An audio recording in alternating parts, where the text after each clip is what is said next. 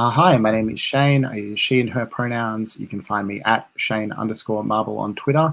This is our second of 4 sessions of Visigoths versus Mall Goths, a game about feuding Goth cliques in a 90s mall.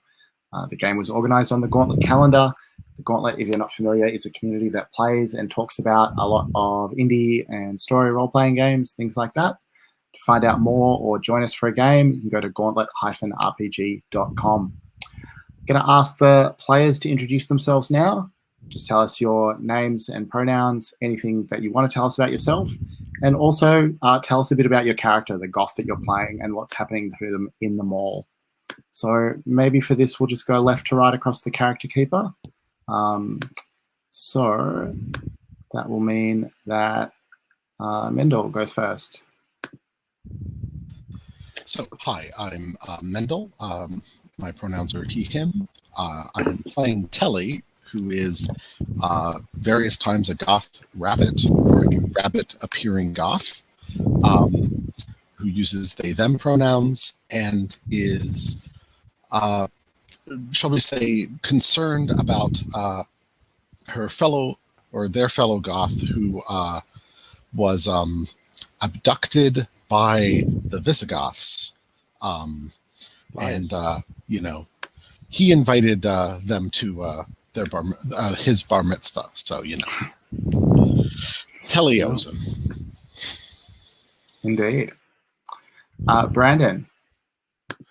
Hi, I'm Brandon. I'm playing Elfgiva, a Visigoth warrior who is trying her very best to rather than so much adapt to the mall culture, to try and bring Visigoth culture to the mall, and thence to the rest of the world, and having mixed success at doing so. Cool. Jamie? Hi, I'm Jamie. I use they, them pronouns, and I'm playing Umbra, a mall goth who also uses they, them pronouns. And so Umbra is a witch. And in particular, they're kind of goth punk, I think. I as far as Google Images told me, I believe. And let's see. They are actually a prep school student, and they're hoping no one figures it out. So that's one of the reasons why they want to help find their friend, because their friend actually found out and didn't tell anyone. So they're pretty cool. And aside from that, I'm just reminding myself also in terms of relationships. So Spirit in a Dream told me to pay attention to Cole because there's something going on with Cole's destiny. And I have a crush on Telly, but sometimes they're a bunny, so I don't know what that says about me. But yeah, so... that is a little awkward to negotiate. But that's Umbra. And Joe. Hello, everybody. I'm Joe. I use he, him pronouns. I am playing Cole. Cole also uses he, him pronouns. Cole is a soft boy charlatan from the time of the Visigoths. He is backing Elfgiva in her bid to take over Los Angeles because, as far as he's concerned, well, if you're in a position of power, it means it's much less likely someone will stab you in the back. So, well, it's more likely someone will stab you in the back, but less likely someone will cut your head off with a sword. And he's pretty sure he can handle the backstabbing, so he's staying in his lane. Right. But he actually rather likes the world that he's lived in. He kind of likes he likes Telly. He's got a crush on Telly, but he doesn't know what to do with that because Telly's probably a shaman because of the whole sometimes a bunny but sometimes not a bunny thing. Yeah. And that's weird. Shamans are weird. Shamans are not someone you want to get involved with. And I'm still upset and feeling a little guilty because Elfgiva found out that I told a big story about the modern world and it wasn't actually true. So, yeah. Right. So can I just ask everyone to please mute yourselves when you're not talking, picking up a little background noise? That would be great. So just to, we've covered a fair bit of it already, but I just want to quickly recap where we're up to in the story, and then we'll see what happens next in the mall. So basically there are 3 things going on in the mall today, 3 things that everyone's talking about. Everyone is talking about the purity test chain email that has gone around. Everyone wants to know who has gotten kicked out of a store, who has offended a deity, who has made out with a werewolf, etc., etc. This hasn't really been a big focus of concern for any of you specifically, but it's definitely happening in the background. Maybe you've noticed, someone's getting dragged off the skee ball machine by an angry clerk or something like that. Coming up tonight, the second thing today, in the late evening will be the Valentine's Day skate at the Hypergirl roller rink. I think so far, if I remember right, only Cole has a date for the Valentine's Day skate, but that is something that you may want to attend to. Of course, you're also welcome to go solo. Turn up and see who might want to skate on the night. But what's really been keeping all of you, busy, occupied, away from, the potential dating pool of the mall is Raven Goldberg. Raven is a beloved Morgoth who has been kidnapped by the Visigoths and hidden somewhere in the mall. The Visigoths say that if the Morgoths don't agree to stop hanging out on the lower floor of the mall, agree before the Valentine's Day skate tonight, Raven will be formally and forever inducted into Visigoth society. And so far, the Visigoths have done a pretty good job of covering their tracks. But last session in the early afternoon, the Morgoths learned from Bitter Herb at Gerbil Essences that Benedict from St. Sebastian's Catholic Gifts brought a bedraggled horse into the salon this morning. And you think the horse was connected to the kidnapping in some way. So that is your best lead so far. It's now the late afternoon. That means you have basically 2 more time slots before it's time for the Valentine's Day skate, if that's something that you want to plan around. Oh no, the internet is not any better this week. Oh no, it looked like it was holding out for a while though. I know, it looks so promising. That's really thrown me, that has. So I guess okay, I think what's going to happen is all of you, so Cole and Elfgiva emerge from Dracula Video. Umbra and perhaps just an inert bunny rabbit incapable of speech at this point emerges from Gerbil Essences. And all 4 of you lock eyes across the mall. You all see each other. There is some maybe like Sergio Leone style spooky eye contact music, intense drama. Do you want to stop and talk to each other? Or, okay, that's a big nod. Cole, what do you say? Or what do you do? I want to quickly clarify something rules-wise. Please. We all have an ability that's once per day without rolling, right? Mm-hmm. A day in this case is set up in the rules as being the day. So the note, I've used that 1 power already today. Is that right? Yeah, I guess that's right. Okay, cool. So I thought. Okay.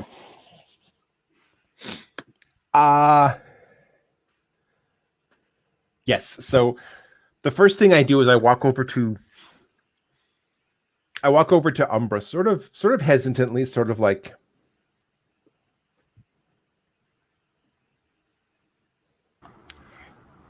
hello,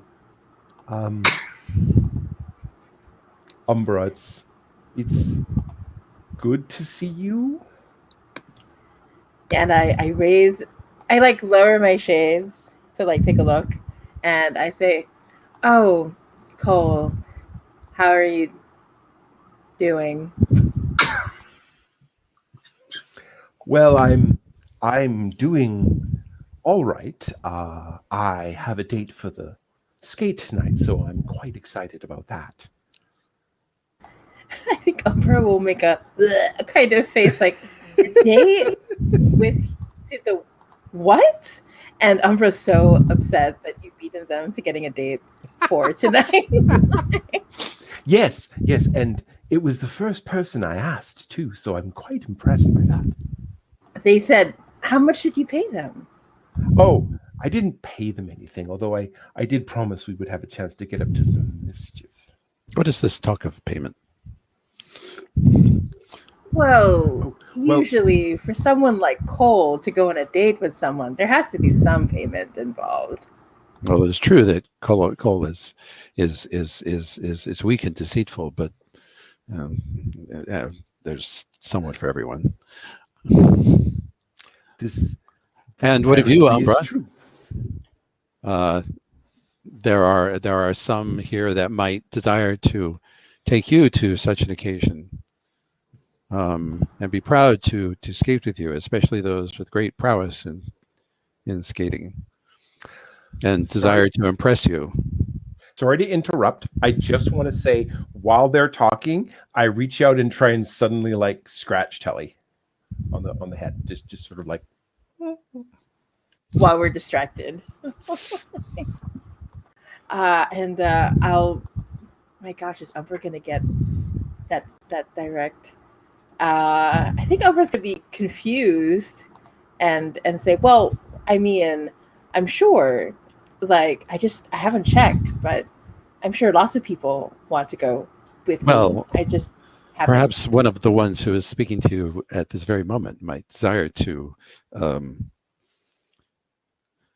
do something like that, if it wouldn't be too much trouble. I mean, and you were interested.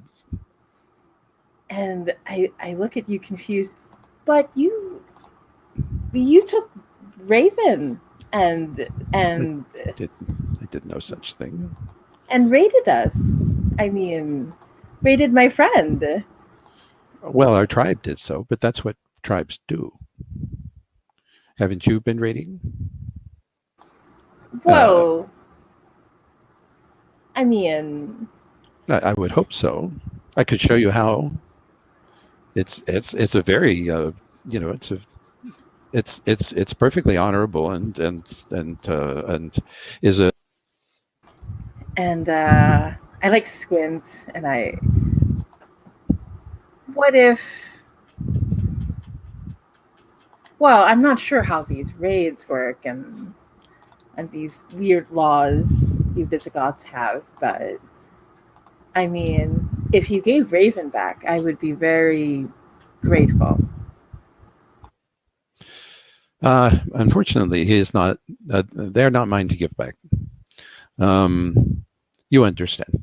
If your friends had, I don't know, placed a curse on someone, they might be put out if you lifted that curse.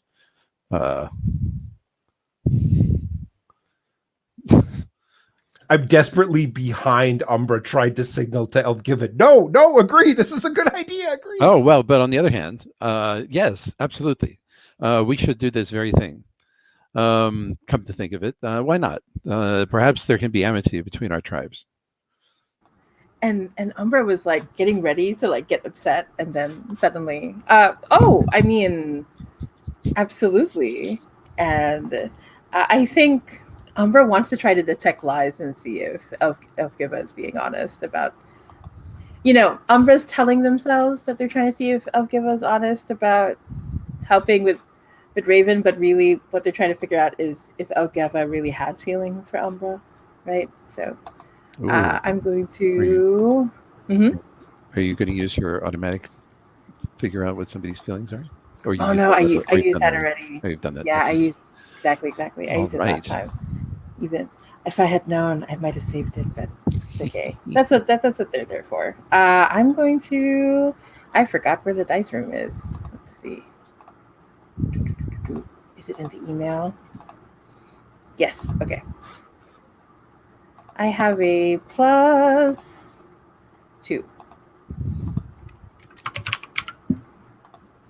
So just putting it in.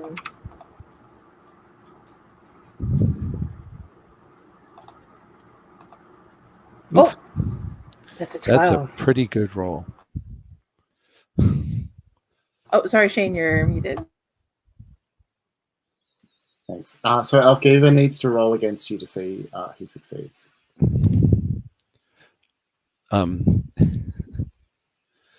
So can I use theft for this, given that we have stolen Raven?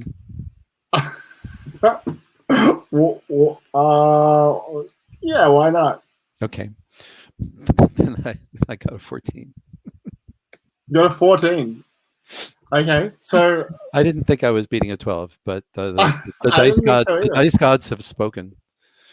So, Avgiva, do you want to like talk about what the result is there? So, is it that Umbra doesn't know, that they get the wrong idea? Like, what do you think happens? Like, what do you achieve? I think what happens here is that what Umbra is actually trying to find out comes through loud and clear, which is that Elfgiva is sincerely desires to take her out to the thing, that this is a true and heartfelt, that she sees Elfgiva's heart in this, and that overrides all anything having to do with Raven.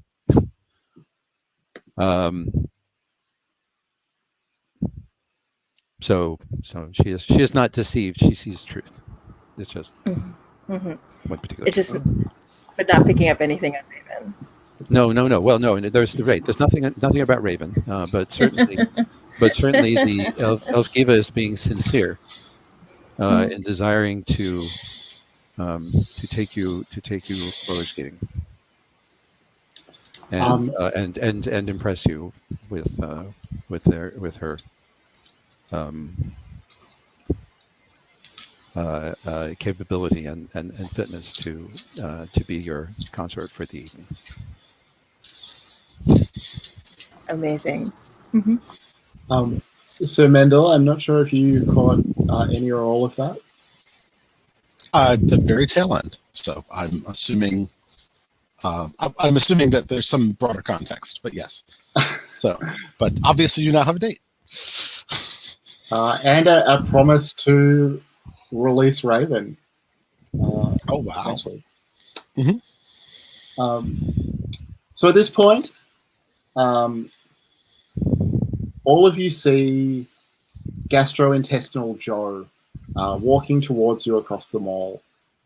You know him as Floppy Joe of Floppy Joe's Cyber Cafe, Floppy Joe's nemesis. He is a very buff older man in army fatigues who complains constantly about his indigestion. And you can see that he is coming to complain about his indigestion to you all. Oh, we must conceal ourselves, ere he breathe on us and ruin our evening.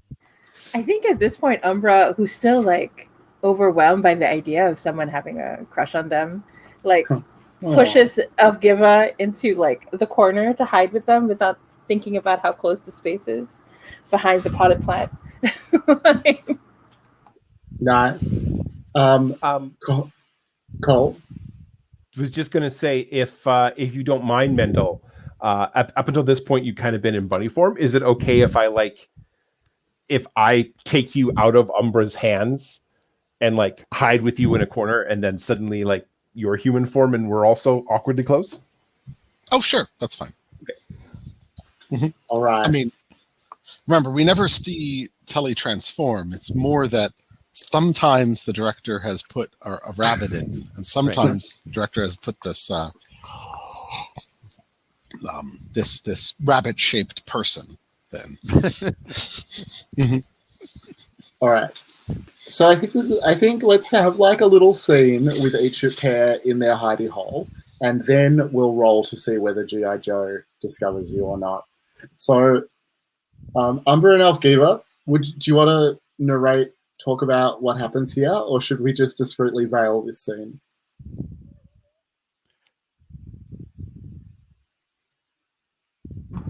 Yeah, I'm like, I'm trying to channel the spirit of the 90s movies.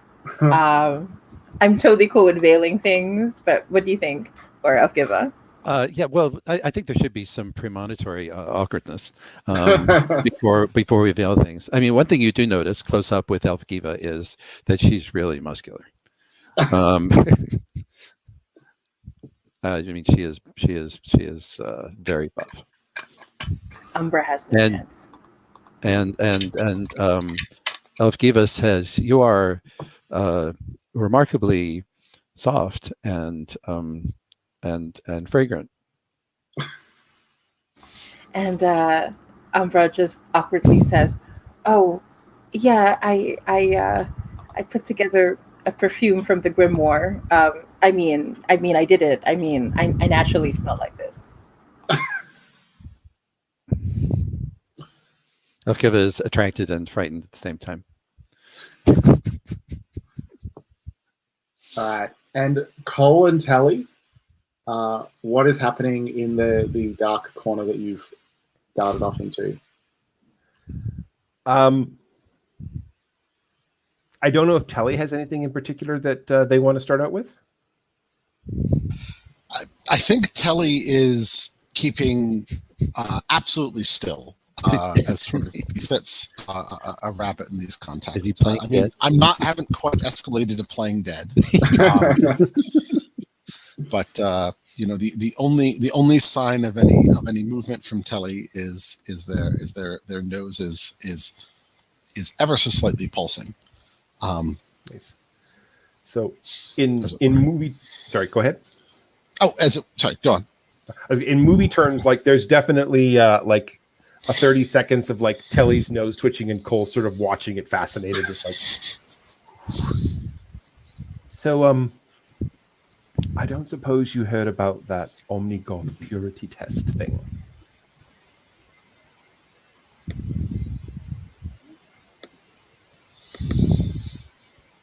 So Telly leans in really close. Mm-hmm.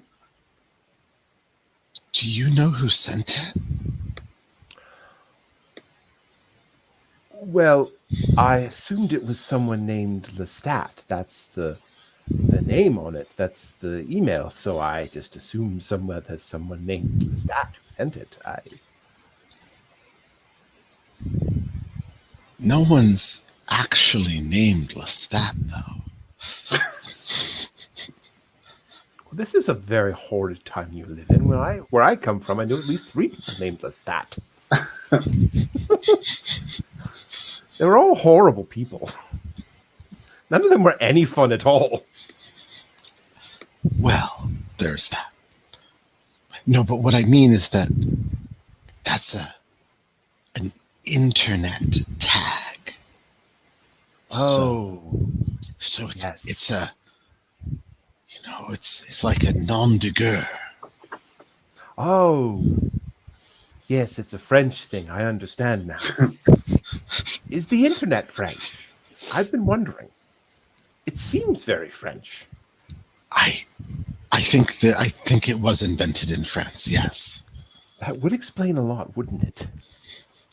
Or at least Belgium. Ah, yes. Belgium. Is that still a country?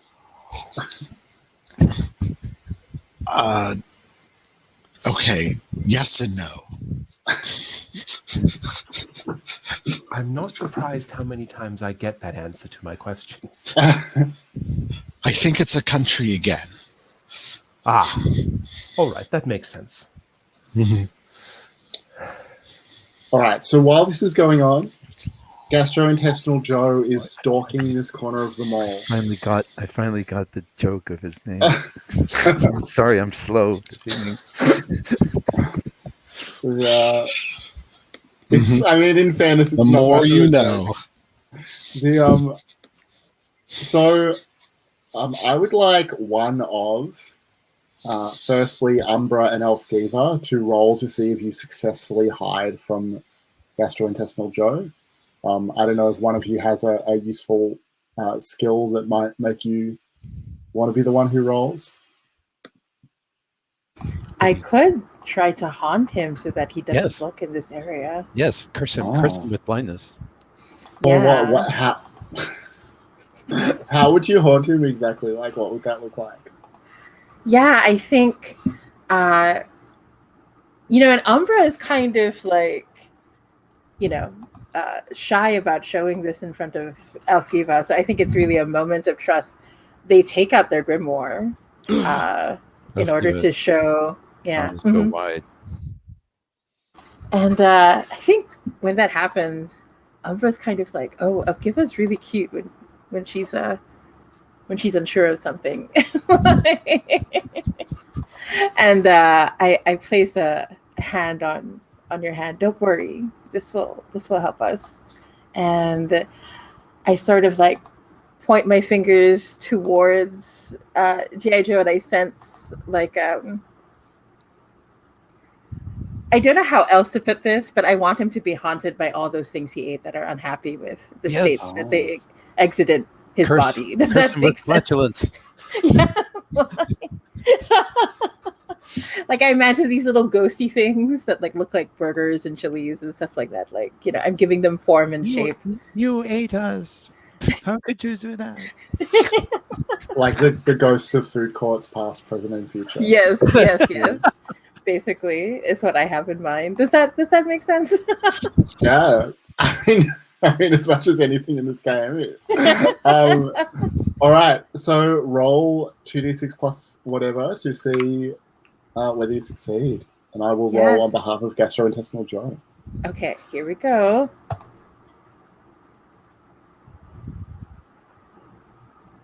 All right. I'm trying to beat a 7. Ooh. Oh, nicely done. So Gastrointestinal Joe is about to like stumble across your hiding spot when suddenly, like, can other people in the mall see these ghostly foodstuffs, or is it just him? I think because to reflect the lack of control, because I technically rolled low in that instance, it means other people can see it. So it's like a Ghostbusters moment, right? Where like it's a Slimer-like situation where they come out of the walls and they're like, scaring everybody. Yeah, so he abruptly turns away from your hiding spot, confronted and confused by the chili dog that is, floating through his head. But that means that he is now staggering towards Colin Talley's hiding spot. And I will ask one of you as well to decide between you who is better placed to hide from, distract, whatever you want to do. And then roll for it. I mean, your specialty is playing dead. My specialty is fleeing. Right. Well, that's what you see. What I'm thinking is that Gastrointestinal Joe might not be willing to stick around if the result of his gastrointestinal distress has caused someone to keel over. I like this thought. Let's go with it. So, all right. Clutch your throat and stagger. Mm-hmm. So go ahead and roll to play dead and see if that will dissuade Gastrointestinal Joe. What is that? Ow! Oh.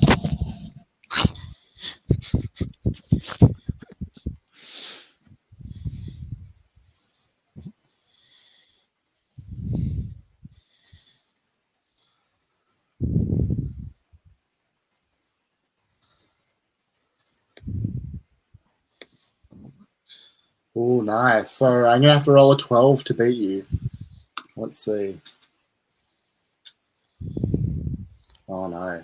So Gastrointestinal Joe just wants someone to sympathize with him about his indigestion.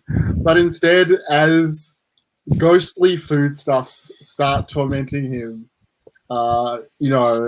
running with ectoplasm, he turns around and trips over the corpse-like body of young Telly, shrieks in terror and despair, and jerks himself up to his feet and sprints in the out of the mall direction.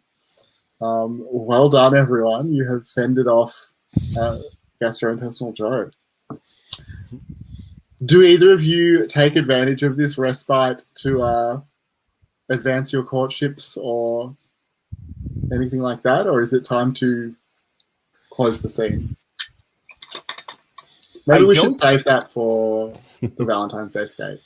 I don't advance my courtship, but I do sort of like either to Telly or Umbra point out that isn't that Isn't that Mr. Ravenborough's handkerchief over there in the movie store? I believe it is. Goldberg's? Goldberg, thank you. Isn't that Mr. Goldberg's handkerchief over there in the movie store? I wonder if that has anything to do with it. Elfgiva has been clutching her spear with white-knuckled hands during this whole business, and it looks over at Umbra and goes and goggles at her in respect and amazement and a little fear. That was well done. And Umbra looks a little embarrassed. Oh, you don't think I went a little too far? It was only supposed to be him that saw it, but and at that moment, like another girl floats by. Nay, it is his just punishment for his depredations of unworthy foodstuffs. And I think at that, Umbra's like blushing deeply, like, I'm glad you. I could show you more tricks of a different kind later, maybe. Elfgiva swallows hard and goes, "Must be brave. Must be brave." Yes, I would like that very much. I would enjoy that immensely. Magic is not scary. No. Nope. Warrior is not frightened by magic. Elfgiva, are you now going to lead Umbra to where they'll find Raven Goldberg, or what's your next move? I'm following Cole's lead on this. He's the liar. So Cole, what's your next move? I'm trying to lead them into the movie store.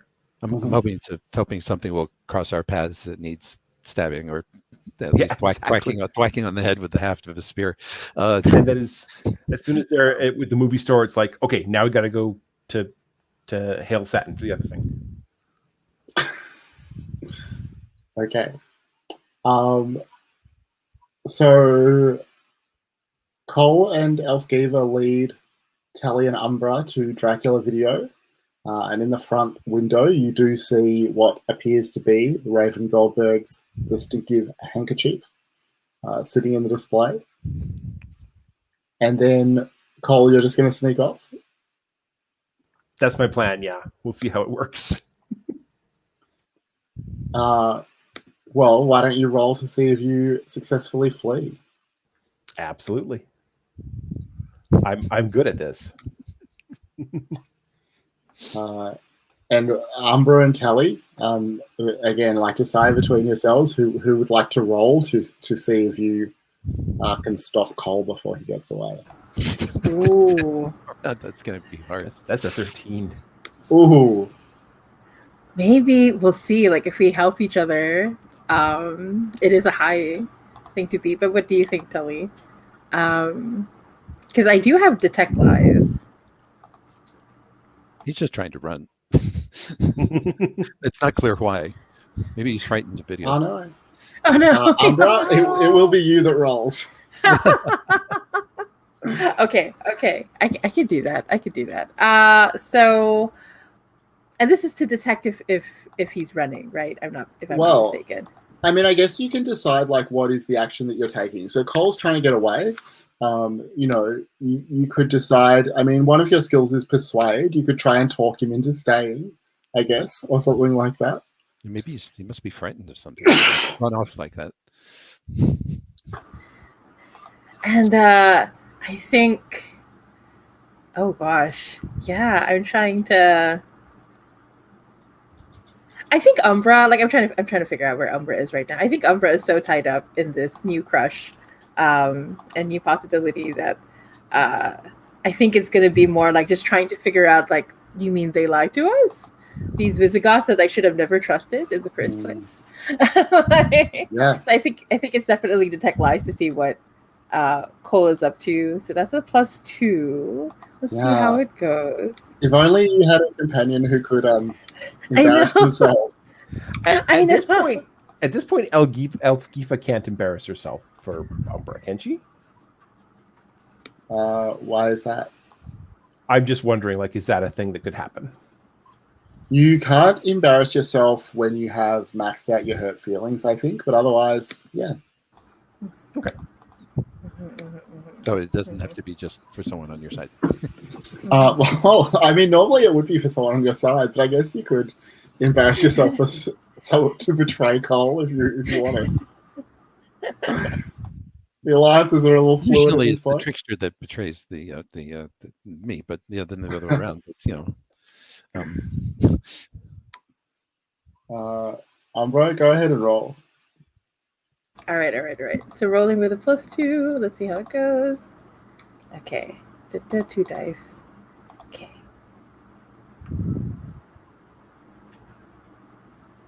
Oh. Oops. Wow, totally don't get it. No amount of embarrassment is going to. Yeah, it's going to help that. Going to help. And Elfgiver, have you run off with Cole, or are you staying? Like, what are you up to right now? No, I didn't know Cole was going to run off. So I'm still here with Umbra. I'm guarding her against malevolent entities. All right. I think. Oh, actually, no, but we have to stay together, don't we? It's a rule. Yeah, so that's how the game's supposed to work. So I'm going to have to excuse myself then, I guess. Where Cole? Hello. Perhaps he felt the call of nature. I am sorry. We will have to continue this conversation soon. Yeah. I mean, well, I guess I'll go get Raven. I'll see you later. Yes. And I awkwardly reach over to like kiss you on the cheek.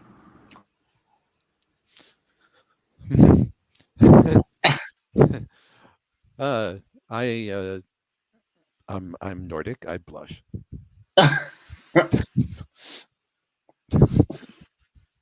Nice.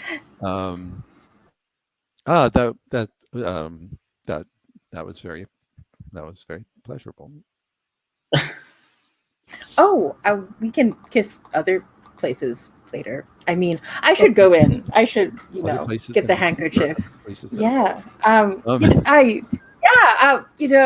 Telly. All right. So Umbra. Oh, sorry, go on. So yes, so I'm going to go off and find Cole, because I do know where he's run off to. So where will you find him? I will find him at Hale Satin. Okay. All right. Well, we'll get to that scene in just a minute. But first, Telly and Umbra, you are left at the doorway of Dracula Video. Uh-oh. What do you want to do? So this is the next.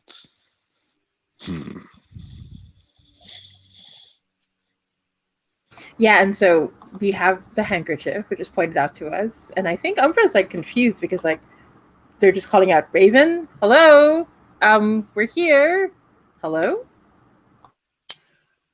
So Fritz Fang will emerge. You'll remember he's a young gay white man with voluminous blonde chest hair, and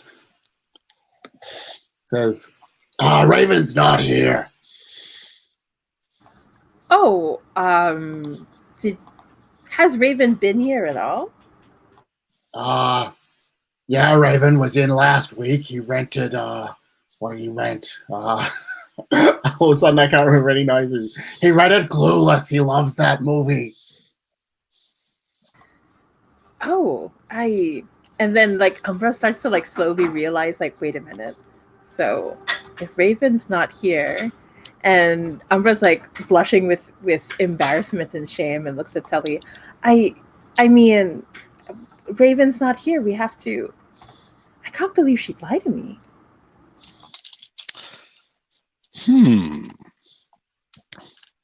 I mean, obviously somebody put this handkerchief here.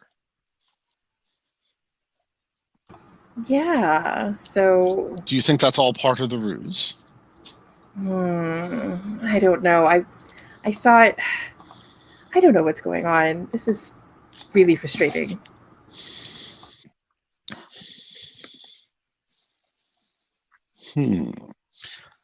I wonder if we can get some more information from First Rang.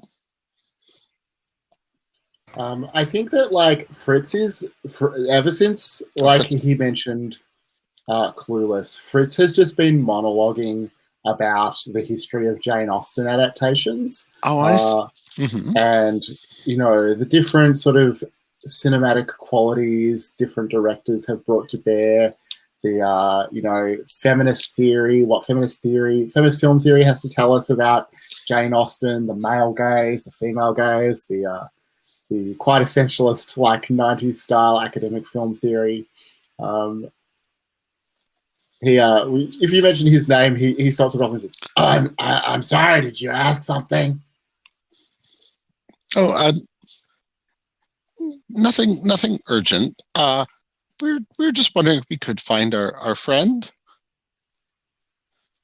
You mean Raven? Yeah. You have any idea where he is now? Let me see. What would he maybe be able to tell you? Unless he's secretly a Visigoth sympathizer. I do have a list of who's secretly loyal to the Visigoths and Morgoths in the mall, so I can tell you he's.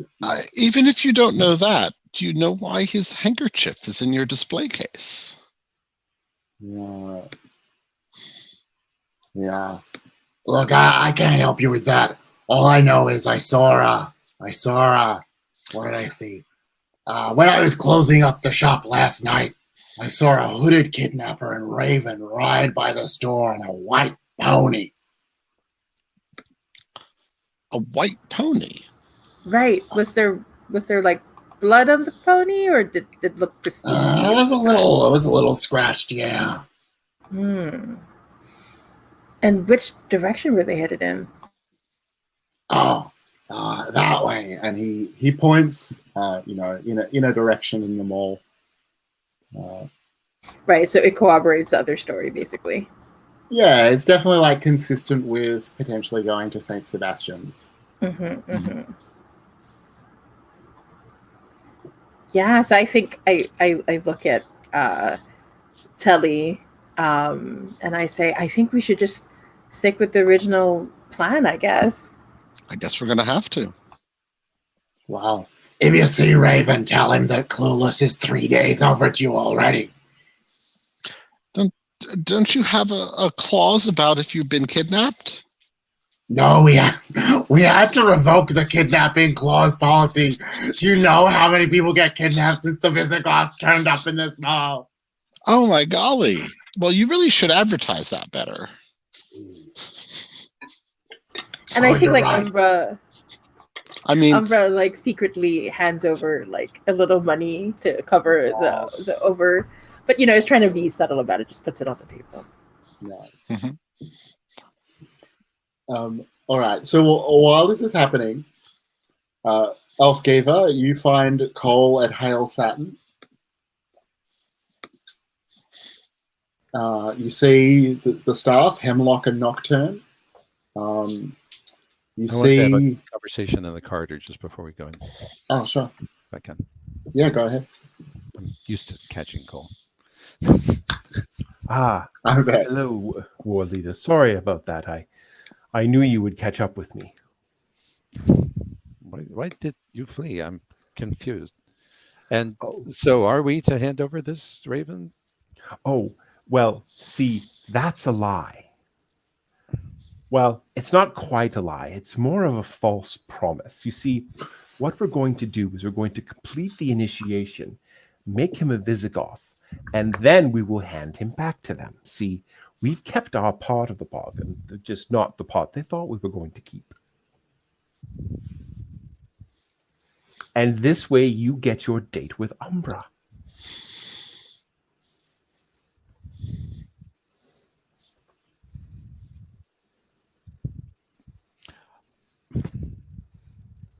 If I don't get a date with Umbra, this will go badly for you.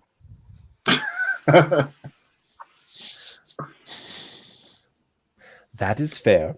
I can understand that. And she might curse me. That would be bad. And then it will go especially badly for you. Yes, I completely understand. I find her strangely attractive, notwithstanding her sorcerer's ways. Or perhaps because of her sorcerer's ways. The modern world is confusing. Truly, it is a... Back in our day, it was dealing with witches was very straightforward. Yes. It's more complicated. Yes. Perhaps after this is all over, well, never mind. We'll have to obviously put some kind of rules in for witches, but I don't think we should go back to the old ways with witches. Frankly, they weren't very productive.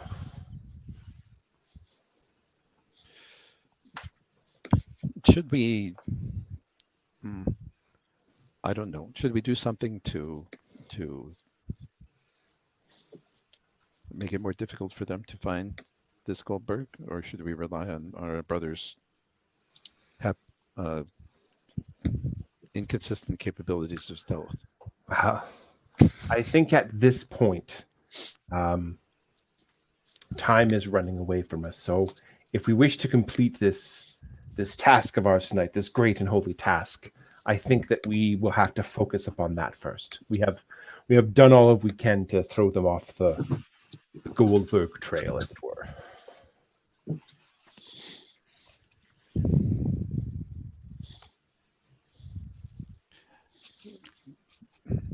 Very well, but I do not wish to lie anymore to Umbra about this.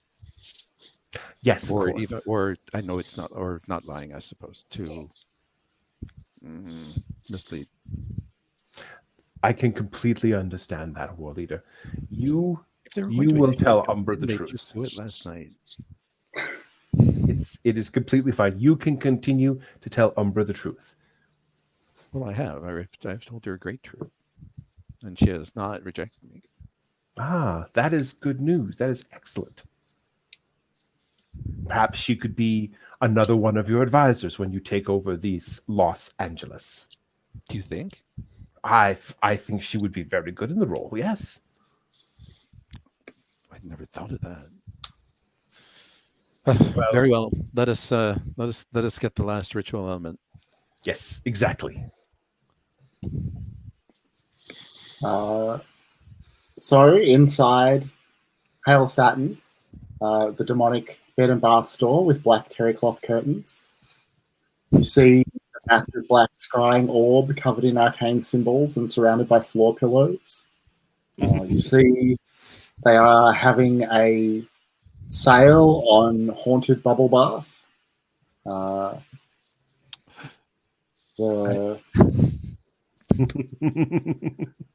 I clearly found the perfect gift for this evening. Yes. So, am I given to understand that you throw this towards the bath and it floats above the water while perfuming it? Are you asking the staff, or are you asking Cole? The staff. I'm pointing to the haunted bubble bath. I'm just thinking.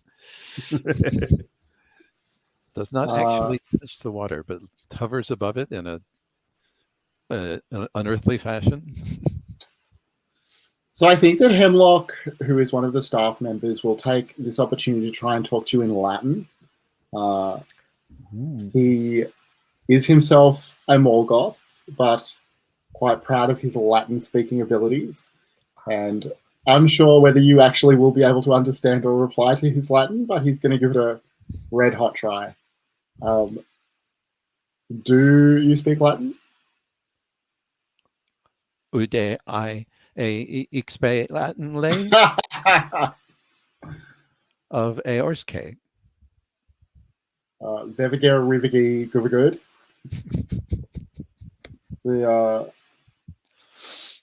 And he explains to you how the bubble bath works, that it is traditionally not so much thrown and floated above the water as poured in to the bath as it fills. Then whence comes the haunting? No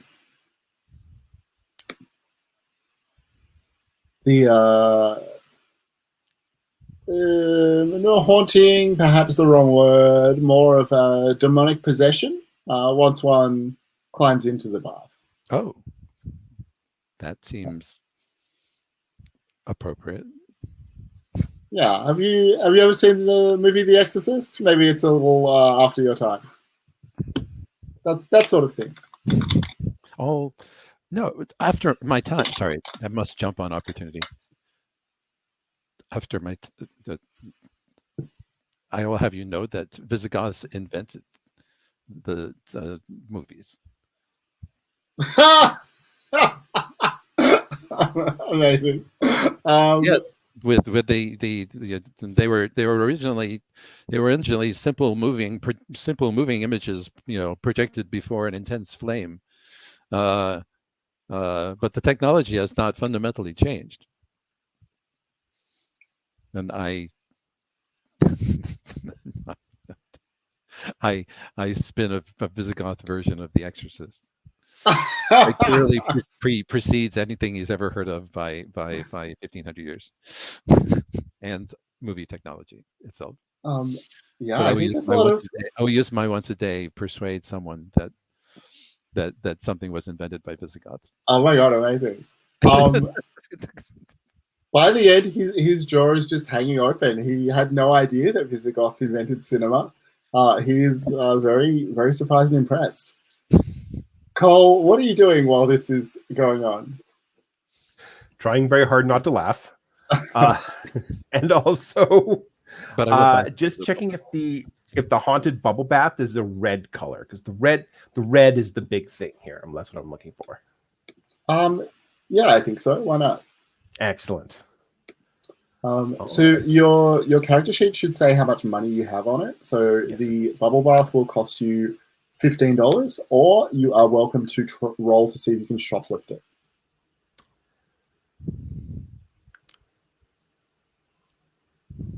No, I'll pay for it. I'll pay for it this time.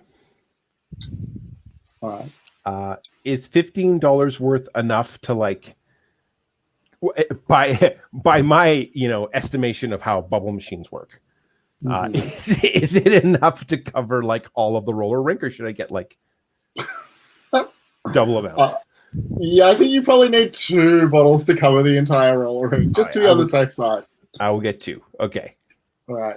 Elfgaver, are you also going to pick up some bubble bath? Yes, but I want mine gift wrapped. Fair enough. Which can be, simply, wrapped in a skin with a, tied with a piece of sinew and marked with runes. That would be fine. Perfect, actually. Well, we have this plain green. That's really all I can offer you. This one does have stripes, if you prefer stripes. You don't have anything with runes on it. I'm so disappointed. What kind of dark and creepy bed and bath are you? We just ran out of sinew is the problem. I understand that. It is almost Valentine's Day. It doesn't have to be goat sinew, although that is the best. Yeah, if you want some runes, we also have this weird book. He shows you a book covered in purple velvet that does have some runes on the front cover, along with the title Bisexual with Liturgical Time. Not really clear why they're selling this at Hail Saturn, but he offers it to you nonetheless. What is it called? What is it called? Bisexual with Liturgical Time. Bisexual with liturgical time. Yes, I assume there's a reference or an in-joke that I'm not getting here, but I can't clarify it further. I must admit I am intrigued, but we'll have to come back for that one. Okay. Yes, no, I will get something with whatever the meager and lame gift wrapping that they have. Fantastic. I will. Okay, good show. I will. Let's see.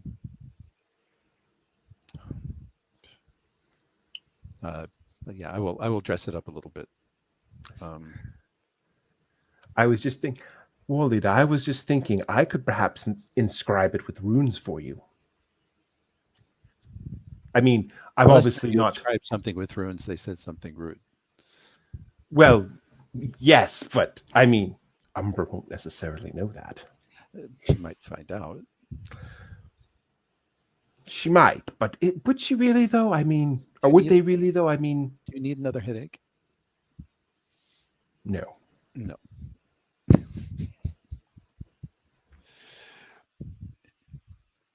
You can describe it. You can describe it with runes if you promise not to say anything rude. I sincerely promise I will not say anything rude with the runes. All right. Is that a genuine promise, or do you need to roll to deceive the war leader? Well, okay. What I want to do is use my inspire religious acts to write something like to write cool runes that gets Hemlock that basically really impresses Hemlock. Or the other person, whoever it is that works with them all. I mean, you could try and impress Hemlock. What, is there a specific religious act you're trying to inspire him to? Yes, donating to our cause. Oh. Well, you can have a go. All right. This will be rolling with a +2.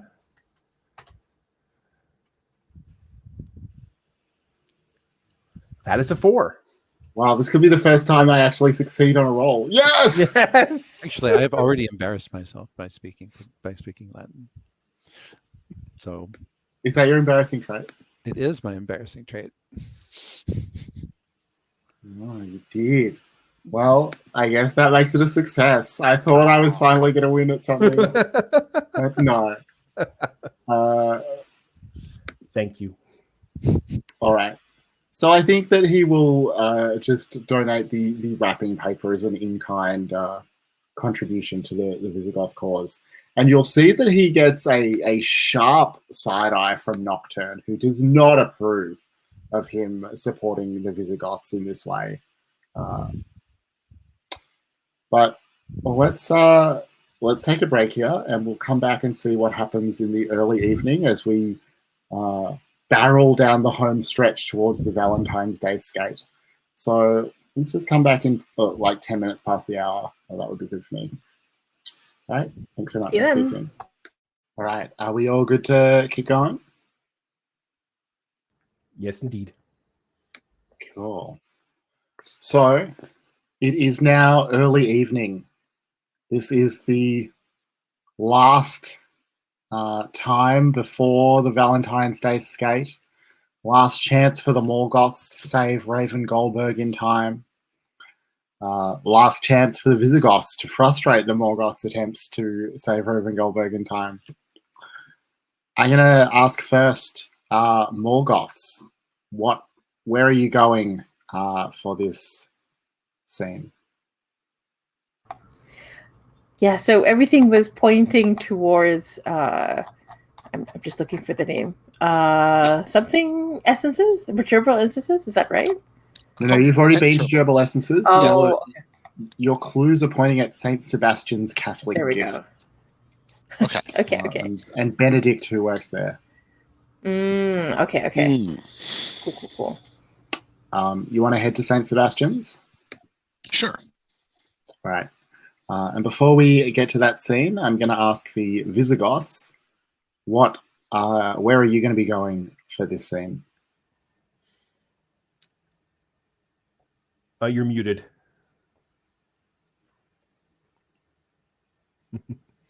We thought we would go to St. Sebastian's. Oh. Interesting. Well, let's find out who arrives first. So I'll get one person from each group to roll. If you have a relevant skill for arriving first, you're welcome to add it. Or make a case for an ability that you think is relevant. I do have chase/flee. Yes. I mean, you're not exactly fleeing, though, are you? No. Yeah. Chase works though. Chase, yeah, chase works. Okay. Do either of the Morgoths have an ability that could be helpful here? Yeah, Telly's there. I'm also trying to get Telly to roll because my rolls have not been great so far. When I'm not a GM, my rolls are bad. The players in my Brindlewood Bay game this morning rolled like worse than I've ever seen humans roll. Oh my gosh. Last time I played when I played last Fleet on Tuesday, my first 4 rolls were a 3, a 4, a 4, and a 3. I was just like just drop. Ouch. Yeah. Understood. I mean, I have the option of bite. I mean, yes.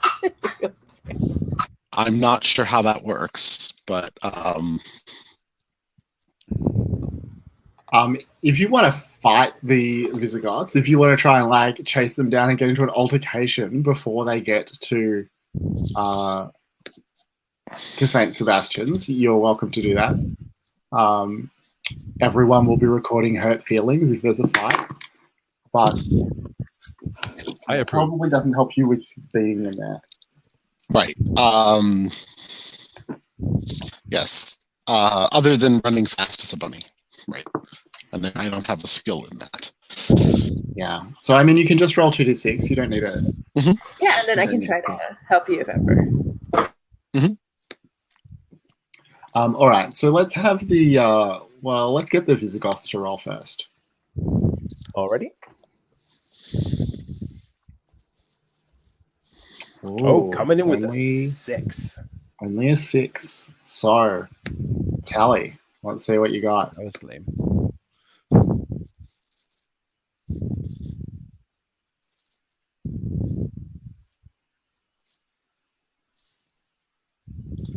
Sorry, attempting to. Sorry.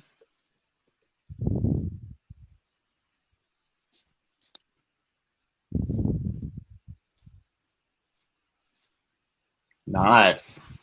Oh, that is gonna put you out of reach of even some embarrassing support. Yep.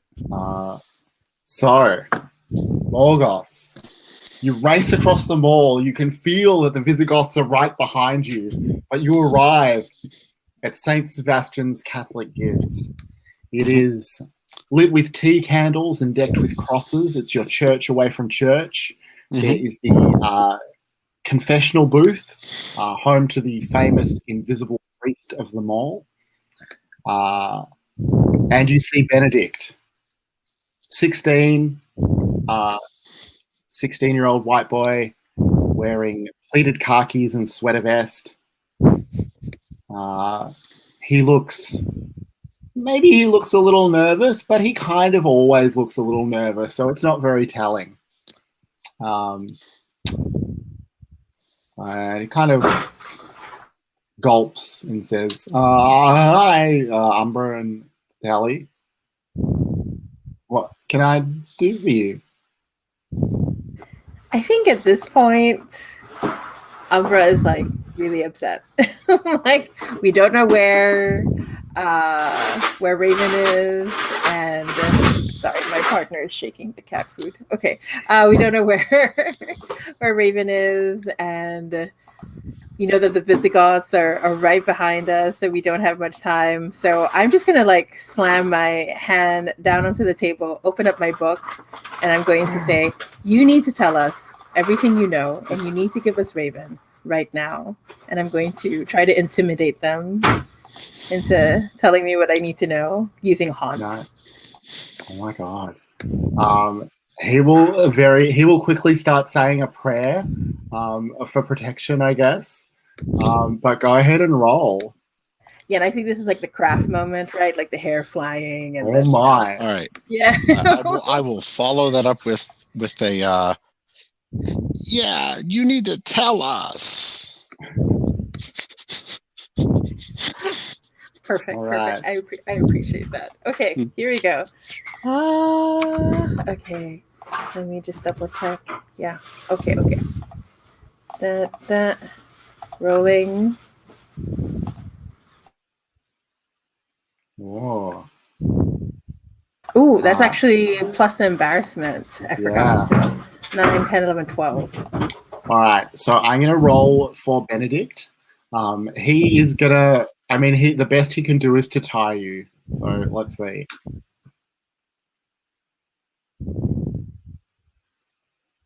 Oh, he does not. He crumbles. He Can I No, say this- that, like, there's like prayer candles, like crack and stuff in response to my. yeah.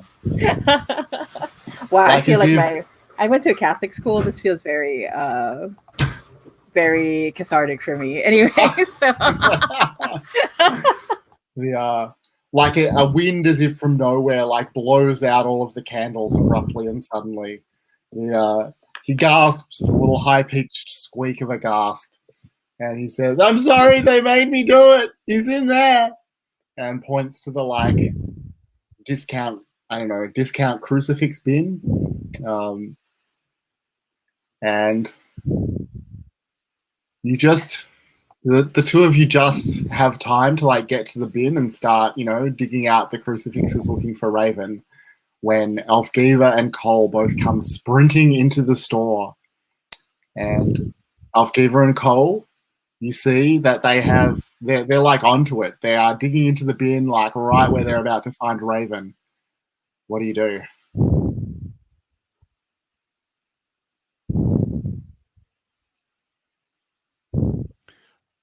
Sorry, I was trying to come up with a joke and couldn't spell it right.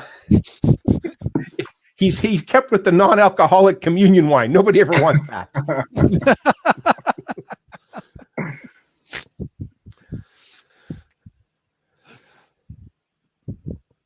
I sort of look around. I look at poor Benedict, like quibbling mess in the corner, and I look over at Elfgiva, who has promised to like impale me with a spear if I mess this up. So it just Well, not if you persuade him to assist us in the ritual. roll up my sleeves. I inspire Perhaps some of his religious views could be incorporated. Oh yes, yes, that is an excellent idea. Thank you. I pick up what looks like a holy book of their religion, but is obviously not. Well, it could be. It could be, but I'm guessing. You look at the older parts. Goldberg is almost certainly not Catholic. Also a good point. Yes. Yes, but half of this book is older than the other half. Yeah.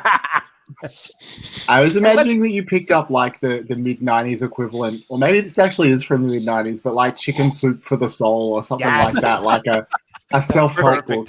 Oh, that's perfect. Perfect. Yes. And I flip it open and I start reading random quotes. All right. Give me a second here. All right. I'll come back to you. You can take a moment to Google. Yes. Umbra, do you want to say anything to Elfgiva at this point? yeah. I have a striped package. I also wrote down hurt feelings. I put down confused. Because like Elfgiva, I knew that her feelings for me were true, but she lied to me. So what does that mean? And so I think at this point, like, Are you going to confront her with it? I think so. Yeah, because like Umbra is still like I think it's one of those weird moments where the mascara, like in between the makeup, got more intense from between, before and now because of the intimidation hot move. And I look at you, Elfgiva, and I say, I kissed you on the cheek, and I thought you were going to help me. I thought you were being honest with me. Well, but I did not lie to you. You Except asked for the whether part we that were- you lied about.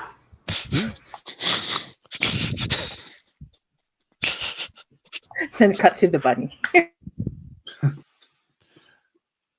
No, we have asked this raven to assist us in a rite this evening, and thereafter he is yours. Assist you by kidnapping them? That seems The kidnapping extreme. was perhaps rash and ill-advised, but the intent was good. And see, look what I have got you.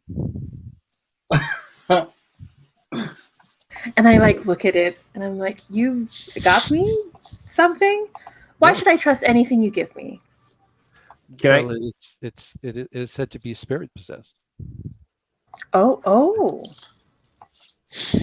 Be not deceived by the unremarkable packaging. It was the best that they could offer in that store. I asked for parchment and goat sinew, inscribed with runes, but striped paper was what they had. And I look down at it. Oh, and it's green striped paper, right? I remember It that being established. And I think Umbra whispers, green is actually my favorite color. Aw.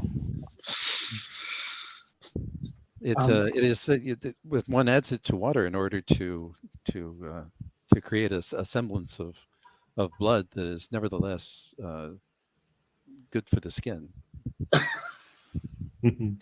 Oh, that's so sweet of you.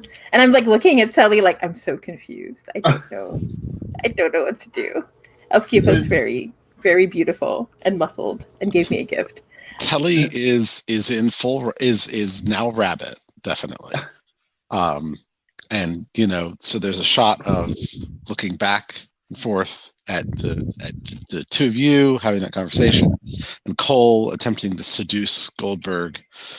And I see only one way through this. I take a series of hops, taking me up Cole's leg, and I will now endeavor to bite. Now, my read on this is that Cole can interpret this in one of two ways. No matter what happens, Telly will be emotionally wounded. If Cole likes it, then there's no need for Cole to be emotionally wounded in the process. However, you may be distracted. So we're asking if there's a bite kink, right? Is that the question? Essentially, or if a rabbit biting you is something that you would find actually emotionally painful, or more kind of cute and kind of like weirdly enjoyable. Fair. Right. If a rabbit nibbling at you is actually something that's going to cause you emotional distress or not. It will definitely be confusing, because I will definitely be like, I don't know how I feel about that. Okay. All right. Roll, guys. Okay. Let's see what the biting or the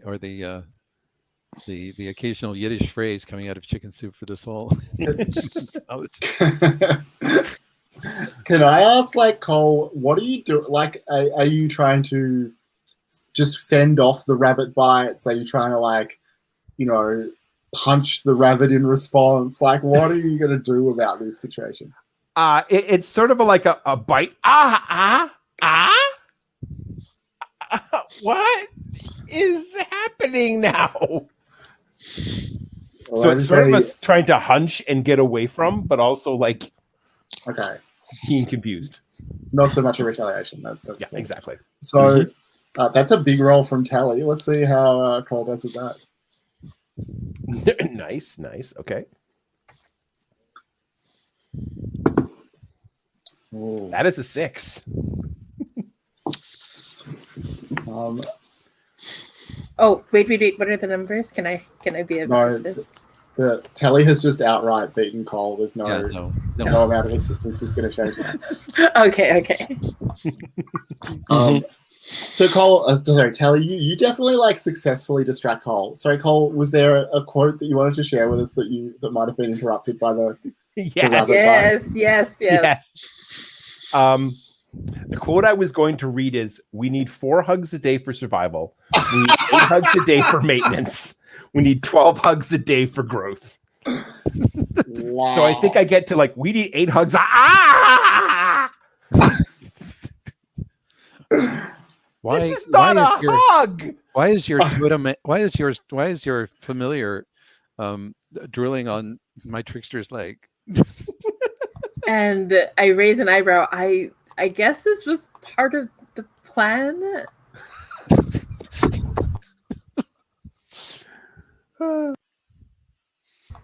And so with that, so Goldberg is like there, right? So I think that you have like pulled Gold Raven out of the bin, and I imagine him to still be bound and gagged and just staring incredulously at all of you while this goes on. Yeah, and so I take this opportunity to grab Raven, and I say, allow me to offer a challenge then. Raven just rolls his eyes like, really?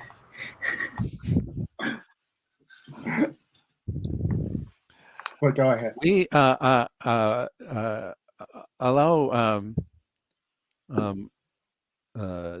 We will attempt to persuade this Raven that assisting us in the right is more fun, and you can persuade him that he wants nothing to do with it, and the winner shall prevail. And I look at Raven. And I asked, did you come along with this willingly? Because you were tied up and buried in kidnapping is an unfortunate part of the ritual. It's like a fraternity hazing. It's all in good fun. No one's been harmed. Well, I guess like at this point, Umbra will look at Upkeep and look at Raven. Well, Raven, I'll leave this up to you. Do you want us to try to persuade you, or like I want to make sure that he's okay with what's going on? I mean, probably. I think at this point, Raven would just like to go to bed, but it does seem like a nice scene would be the dueling attempts to persuade Raven to your side. Sure. Okay, I will draw dueling grounds. I take my spear and I inscribe a circle on the floor of the shop. Telly, I can't persist if you keep biting me. I can't. No.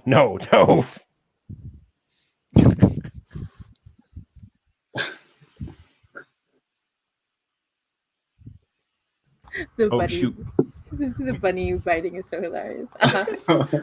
We didn't hear it. It's muted. Oh no, but we were. There's no sound. There's just biting. Yeah, the only sound is Cole's wails in pain. Right. That's the thing. Yeah, Cole doesn't. What sound does a bunny make? None. It attacks stealthily. In preparation for the contest, I will gently detach Tully from Cole. Yeah, I think you could probably do that. All right. Do the Goth factions want to like talk and workshop their sales pitches to Raven before, or do we just want to launch into it? I think launch into it. Yeah, I think so. And I think like in preparation, what Umbra does is like one moment, like the camera's on Umbra, and then when they come back, all the candles in the store are now black, and like there's like a black flame that's lit up, and everything is by candlelight. All the lights have stopped working. Yes. Benedict is freaking out at this unholy, strange turn of events, and vigorously performing Hail Marys. Yes. Yeah, well, I will. Well, for my part, after having inscribed the circle with the dueling circle with my spear, I will then cut my palm with the blade of the spear and and then sprinkle blood around it. So we will have our own very strange. Yeah. Benedict just furiously crossing I his wish arms. I had a sacrificial animal. I said, looking wistfully at Tully, and then sighing. Tully, by the way, is now like You a wouldn't- person again. So You wouldn't volunteer, would you? The best sacrifices are all volunteers. I look over at Telly behind Elfgiva's back. Volunteers. No, they are. Raven, who remains bound in the side of the shop while all this goes on, looks very disturbed at the prospect of voluntary sacrifices being required or desired for this ritual. Would you like something to drink, Mr. Goldberg?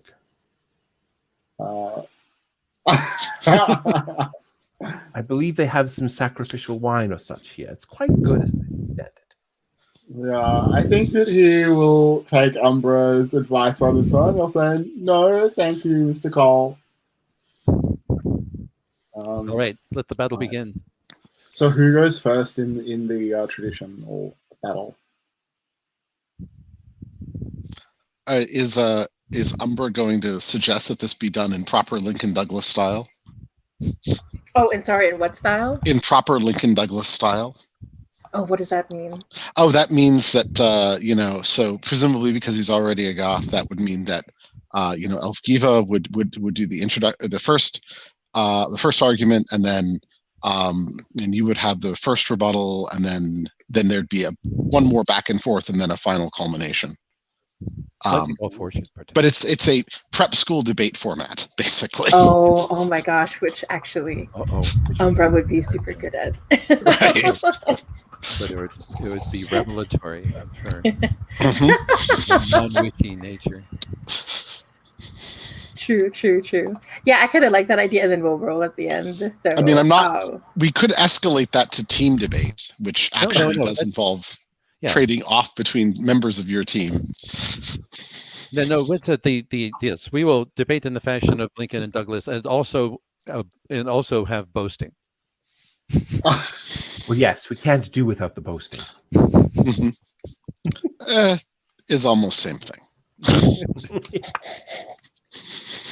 All right. You will boast of your extraordinary feats, and we will boast of ours, and the gods in the form of Mr. Goldberg here will just will judge which have. All right. So will Umbra make the first speech? Oh, I thought it was Elfgiva first, right? Oh, is that what? All right. Well, let's have the first speech from Elfgiva. I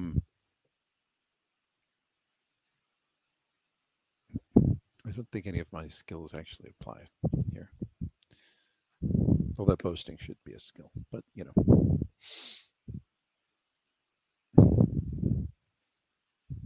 Don't worry, you're very good at boasting. Just go out there and tell them all about it.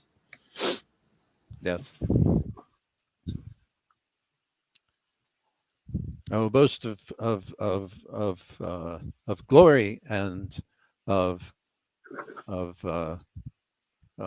courage and the willingness to stand up in front of your peers without embarrassment. And prevail in the world, notwithstanding its oppression against teenagers, especially.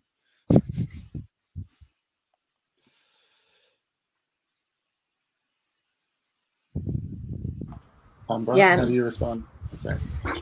Oh no, it's okay. And then I think Umbra will step forward and say, Raven, you remember why you first became a Goth? It's because this world couldn't understand you. It couldn't understand us. And we had to retreat into the dark where we could find each other and hold each other and shop together. That is the Goth way. We can give you the strength to stand alone and not have to hide in the shadows. But it's the shadows that make us strong. It is the fear that others have of us But that it's make now us whole. time to emerge from those shadows. I say I'm enjoying I'm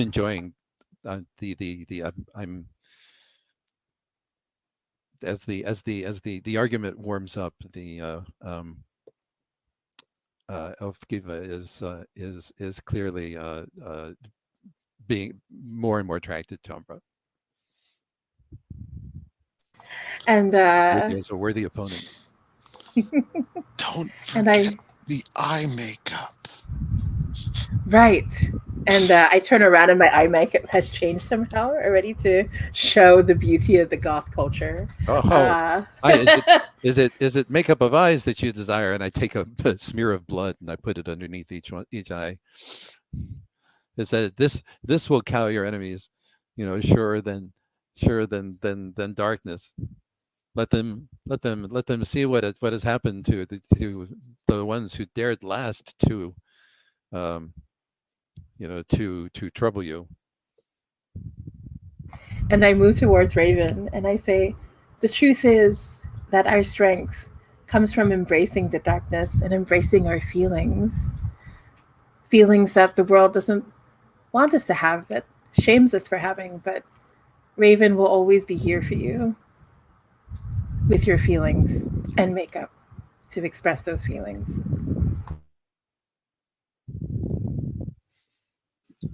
Raven nods at the wisdom of that advice.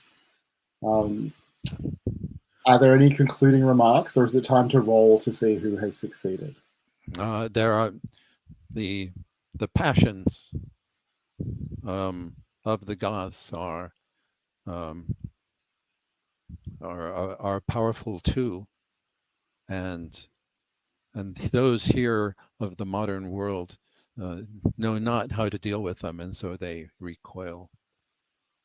So we are as other as you, but they fear us and they leave us alone.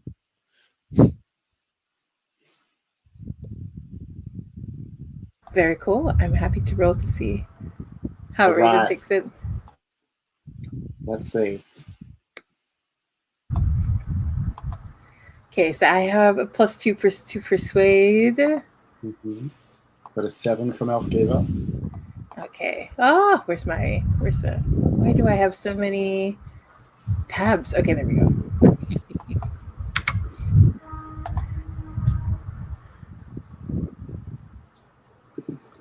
Yeah. Oh, what is it? What is it?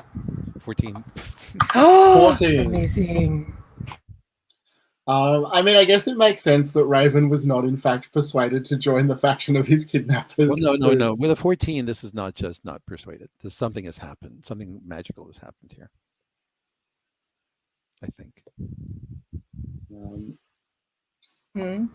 I kind of like the idea that it was so powerful because Raven remembers all of those memories that they have together as friends.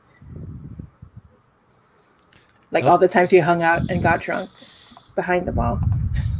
Elfgiva flings herself to her knees in front of Umbra and says, clearly, I am in the presence of a superior one. And sorry, go ahead.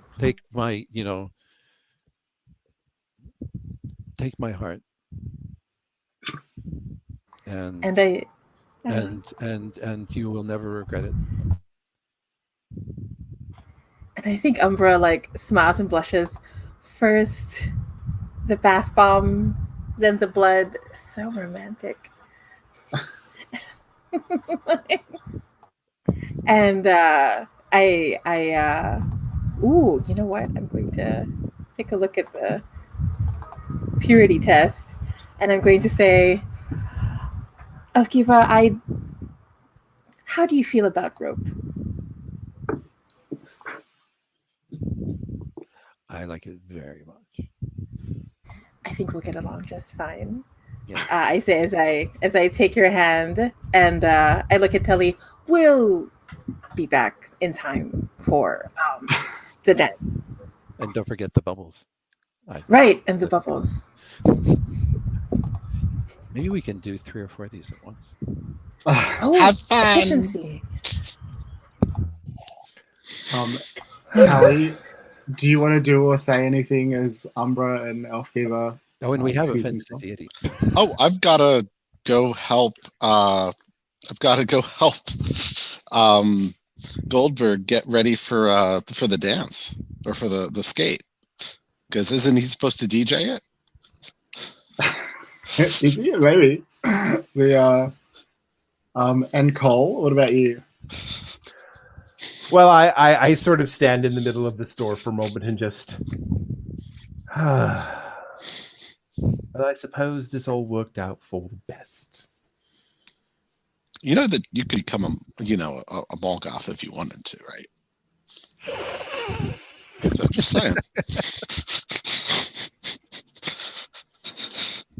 We'll beat you Molgoths yet, don't you worry. You're so funny.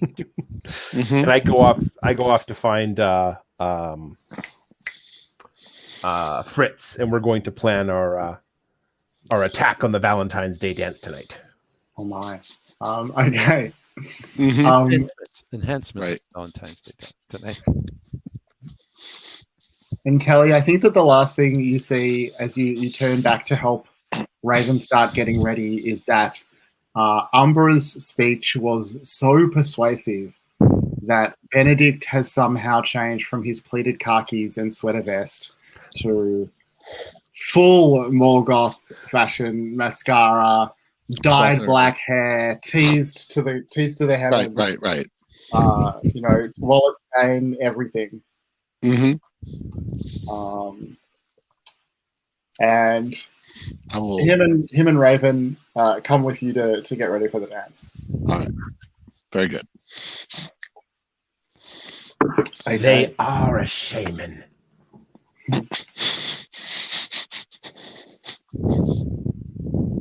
So let's see. So all of you arrive slightly later at the Hypergirl roller rink. All the shops in the mall, all the other shops in the mall are closed now, so that the clerks can enjoy the Valentine's Day skate. It's a term of their employment contracts that they must be allowed to participate in the Valentine's Day skate. The walls of the rink are plastered with posters of iconic girls. That's what the text tells me. People are already skating. People are already trying to complete the purity test quite visibly on the rink, to the slight concern of poor Benedict, who was a devout Catholic until a few minutes ago and is now exploring Morgoth life. Telly, I think that you, Raven, and Benedict probably arrive first of everyone. You see Lakshmi and Fatima, who work here. They welcome you. They hand out skates. Whatever you need. Mm-hmm. What do you want to do? Well, I mean, Raven's got a job to do, as it were. So, but I will attempt to take Benedict under my, paw arm, and assure him that you know what, you can hang out with me. It'll be like Easter came early.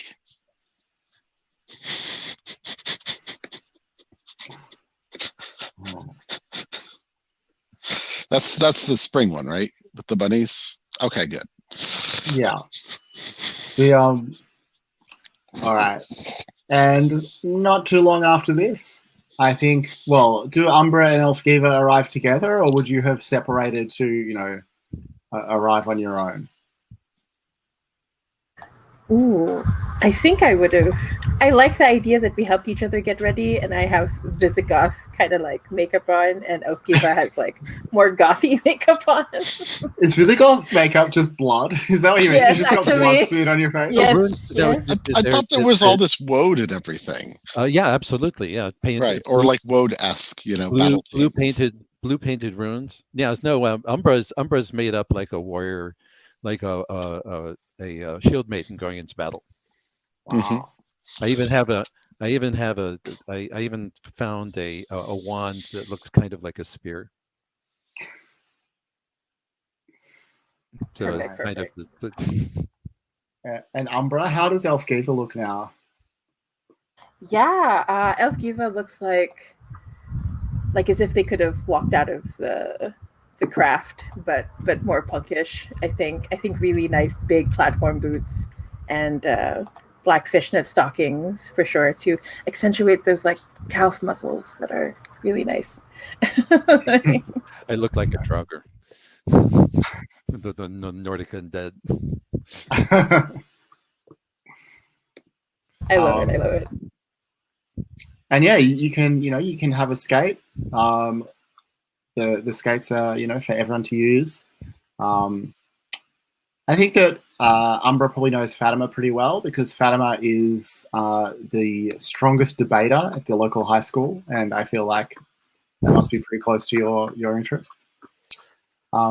My secret hidden interests, yes. Secret hidden interests. Fatima will know enough to keep it to herself.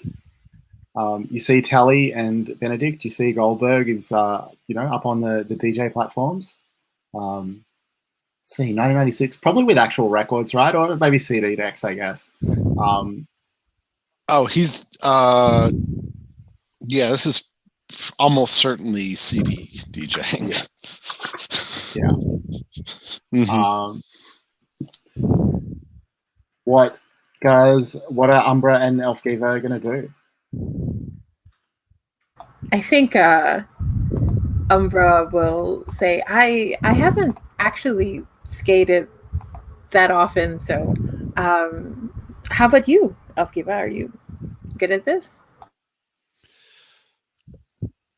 I was I am more used to the kind where you strap blades on your feet with goat hide and perform on ice. But this is not so dissimilar.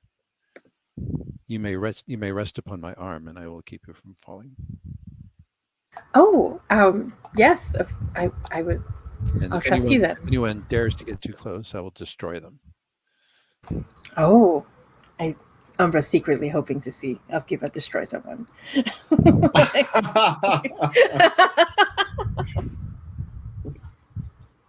I wonder if there's any. Well, okay, let's hold that for a sec.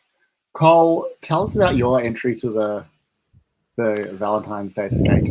Right. So Cole has been working behind the scenes for a bit now. What he's trying to do is get the bubble machine at the roller rink. He's trying to switch their usual bubble mix with the haunted bubble bath that he bought. So that when it comes out, it's going to look like blood and bubbles. And he set up the video player so that when the blood and bubbles come out, it's going to start playing the really, really bad, bloody knockoff of Carrie. Yes. Amazing. It basically turn. Let's remember the true meaning of Valentine's Day: martyrdom. So once that's all done and hopefully set up and everything that's going to go well, he and Link come in together, and they're both sort of wearing colorful bowling shirts. Okay. Telly, I think that you potentially have an opportunity to notice the preparations that Cole has been making. So I might get you to roll. I mean, if you would consider trying to frustrate Cole's plans, do you want to roll for that? Yeah, you know what? Sure. he's trying to feed something into the bubble machine, right? And sort of modify the light programming. Yeah, something with the projector as well, I think. Just messing with all kinds of things. Right. So my thought on the subject is, if I notice him doing that, I can come back and I can hack the electronics. Oh, nice. And I'm thinking, we don't know red light. Red light is so, I don't know, that's so like 83. And what we really need is black light. Because I'll bet this stuff glows in black light. All right. So, can I clarify? Are you just gonna mess with the lights? Are you like gonna? I am let just him... gonna mess with the lights. Okay, I'm gonna change the atmospheric effect from like blood and gore to like weird ghostly glowing bubbles in black light. All right. So I want you to roll against. Because I don't actually know this is haunted, right? Yeah. All I actually know is he's messing with the machine. I see that he's making it red. So, so all right. You know. So let's roll to see who dominates the color, the lighting of the Valentine's Day scape. I would argue that that Cole gets to use inspire religious acts here because this is about the original meaning of St. Valentine's Day. That is kind of what I'm trying to do, so I would definitely try to argue that as well. I don't know if you'll buy it, Shane. Yeah, why not? All right. I will go first. Always having to reload this. Cole's dice have frozen up.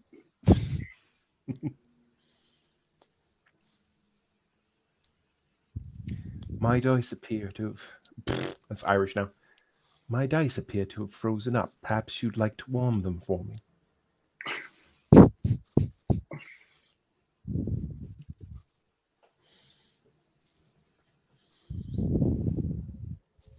I see. Oh, nice. Yep. Tally. The lights turn black.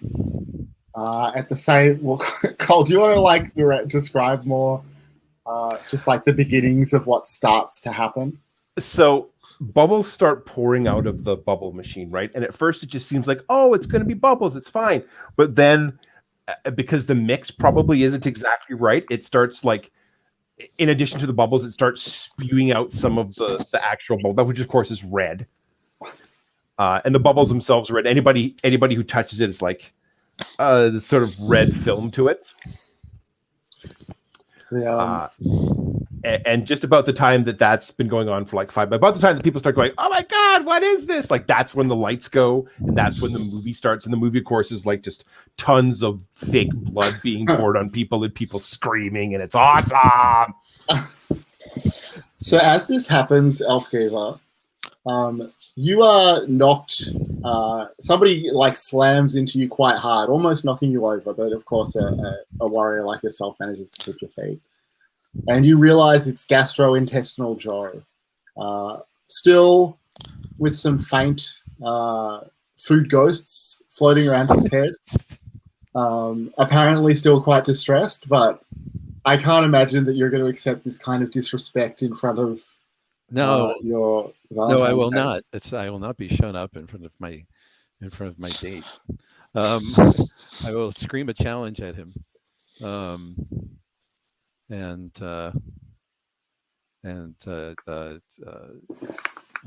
trip him with my spear. All right. He will also draw his spear, and it's on. So go ahead and roll, and then I will roll for gastrointestinal Joe.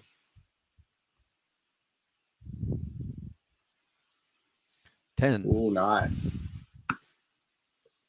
Let's see what Joe does. I mean, I can't imagine that Joe is a match for you with the spear. Indeed, he is not. So poor Joe goes sprawling into the thickly congealing pool of blood red bubble mixture that is oozing across the roller rink. see the fate of all those who would oppose us. And I smiled back at Umbra. I think before you finish that sentence, I kiss you. That was very impressive. Cole, Fritz will turn to you at this point and say, You did all this, right? This is you? People are screaming, people are running everywhere, there's chaos. I wanted to see if I could impress you. He says, well, I'm certainly impressed, but today is a full moon, right? And with that, he transforms into a large humanoid wolf. We pick you out in the bubble. Beautiful. Raven will hit play on the second CD deck, and the sounds of Delight's Groove is in the Heart will ring out over the bloody blacklit roller rink. I'm happy for anyone to narrate any wrap-ups, but I think that is where this adventure episode will end. It's perfect. Oh, especially with the demonic taints. And yes. Perfect. People are probably being possessed by demons and foaming at the mouth. And so romantic. Turn around. All right. Well, let's take a 10-minute break and we'll come back to start our second adventure episode in this campaign of Visigoths versus Morgoths. I will frantically try and work out what on earth is going to happen. I'll see you soon. Groove is in the Heart is the perfect song to end that with. True. I actually Googled because I wanted another song, but I wanted to check it was from the right era. But it turns out that Sandstorm by Darude didn't come out until the year 2000. Oh, so no. Grooves in the Heart was my second choice, but I'm happy with that one.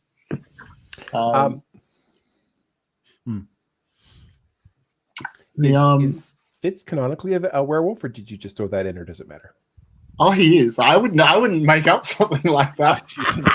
Never make up something like that. I'm sorry. You're right. I'm sorry. I don't know what I was thinking. But who do you think approached that? Really? Yeah. I mean, a couple of people said they're happy wrapping up early. I'm easy either way. I don't mind. I'd be happy to kick this off and see how we go. We have a guest star for our next session who will just be playing in the third of the 4 sessions. Ooh. So it might make sense to start a new adventure with them. Yeah.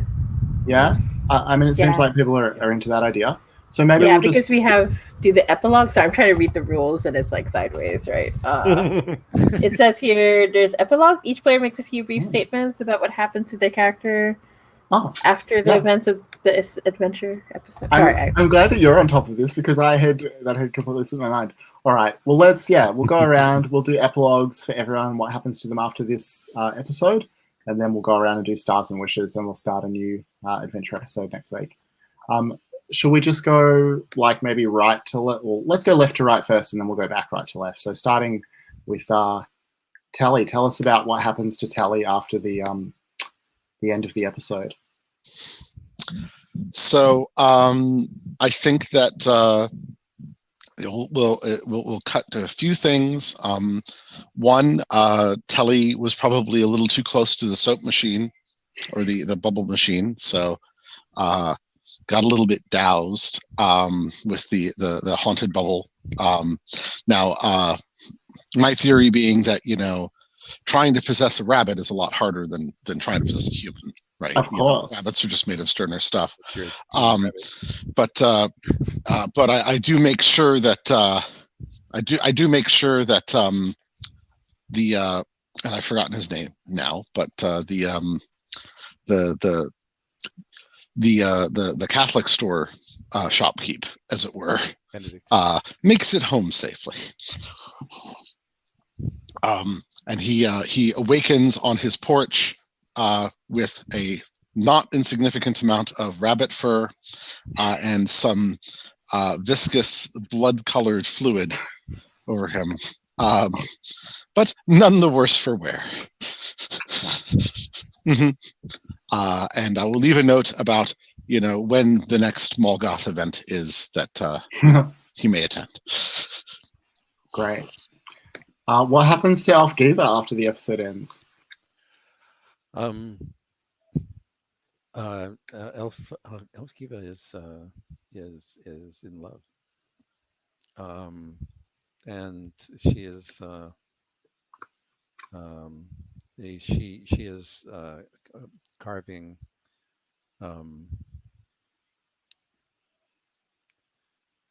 what is she is making she is she's making a leather a black a black leather and scale jerkin for Umbra, which looks gothy but is functional armor.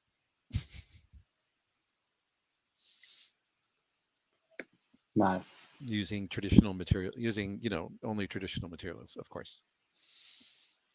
Which is made a lot easier because I'm sure the Visigoths invented pleather.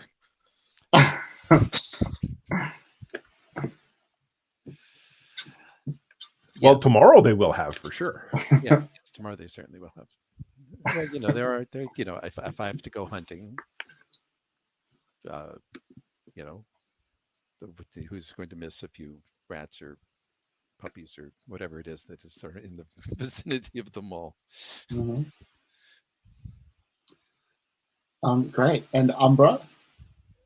Yeah, I think Umbra is like back home, like getting ready for prep school, and but they have their like altar in the corner, their shrine where there's like the typical ceremonial blade, and then there's each thing representing each element there, and like Umbra takes out what looks like a grimoire, but it's actually like a journal. And Umbra's like, "Dear diary, Elfkiva is really cute, but she's the enemy.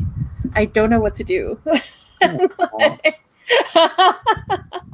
I'm a goth in my heart, but Elfkiva gave me her heart, and I don't know. I don't think I have mine anymore either. And so, Umbra's just like trying to process their feelings. And I think there's the bath bomb is like there, like partially, like Umbra hasn't used it yet, and then there's like a demon that's like hanging out, just going like listening and like helping Umbra process everything. Mm-hmm. And Cole. Well, from Cole, what we see is we sort of see the aftermath of the Valentine's Day dance. He and Fritz are hanging out a bunch, covered in like bubble bath and wet hair, and I'm styling his fur at one point, and it basically comes this like 5-day montage of our relationship, which is like, it's great, it's wonderful, it's getting a little dull, it's boring, we're fighting all the time, we're done. So like in 5 days they do the whole relationship arc, and now they're exes and they're probably still bitter at each other. Oh, well, it was a nice while it lasted. It's too soon for something permanent. We'll always have St. Valentine's Day. Exactly. All right. And now just going. Oh, sorry, go on. Oh no, I was just gonna say, and we'll always have "Groove in the Heart," right? Like that's gonna be your song. Yeah, and who knows? Next full moon. Mm. I decided I only like you when you're wolfed out. Oh my God. I could see that being a thing of course. I could see that. I can see that being like really bad for your self-esteem if your partner only liked you when you're in your once a month wolf form. That seems like a bad time. But anyway, Joe, can we go now right to left across the character keeper with stars and wishes, please? Absolutely. Stars all around. I really love how we're using our like very special once a day powers to just basically sometimes to further the plot, but mostly just to like build the story and the world. I love that. That's great. Visigoths invented cinema. Oh, well, it was triggered by the phrase, this is probably after your time, and I thought it is not. Oh, yeah. I'll show you. I really like how we all sort of were pushing toward that one meeting. I love the debate that happened. I think we all performed really well. So yeah, good to everybody. Wishes. I don't have anything particular yet. Between now and next week, I'm gonna have to figure out what Cole's new motivation is, but I'll think of something. Yeah, and then for my stars and wishes, really big stars to. I love what Cole did, the Carrie like situation with the skating rink, absolutely perfect, and then the black lights from Telly, absolutely wonderful. And I love what's going on between Umbra and Elkiva. It's really cute. It's really sweet. I think it's gonna last more than 5 days. I don't know. But that's also like a wish, because like I have to read the book again now, but like it's too easy to fall in love with the other side, but I know we're supposed to be enemies, hence that epilogue. But yeah, it's really interesting. And in terms of another wish, I think I'd like it if Umbra met like another witch, right? Someone who may or may not agree with like Umbra's way of being a witch. I think that would be fun because this session I really had a chance to let go and go full out witch. That was a lot of fun. So very cool. That's it for my stars and wishes. I'm having a great time.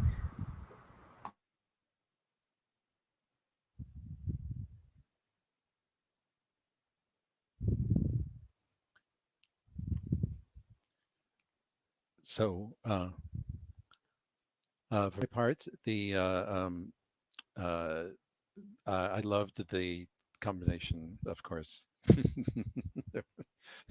blood, blood-soaked, Carrie thing with the black light and everything like that. So that was wonderful. I too loved I loved the debate scene and the fact that Umbra, maxed it out so that something mystical. After all those bad rolls, it was meant to be.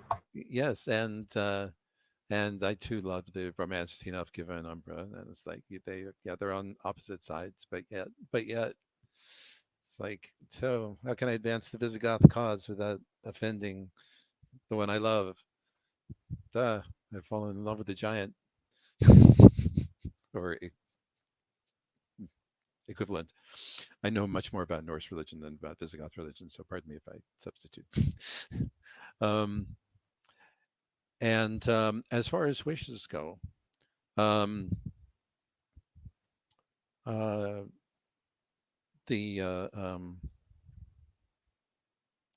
sort of big physical contest or something like that. I think this would suit Elkiva. Something involving sports or bloodletting.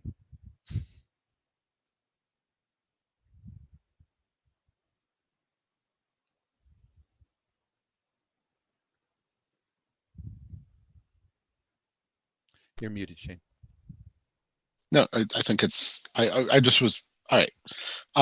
So as far as stars, I like the cruel yet inevitable betrayal.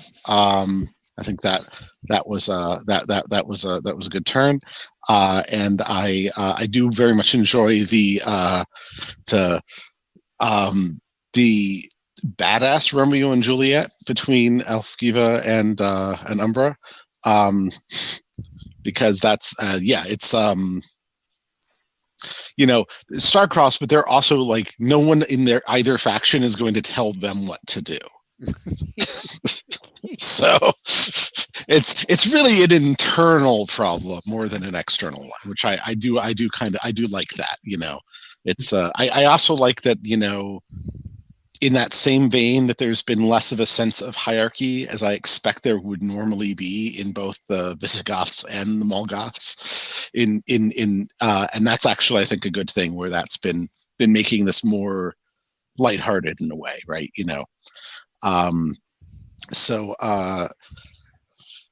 See, as far as wishes, I do actually kind of want to see some more of the rank and file, what have you, like some other interesting NPC Visigoths and Molgoths to get involved in this mess. Like, I would like to see, because it feels this adventure was tons of fun, but it feels like there was almost no other Visigoths at all, right?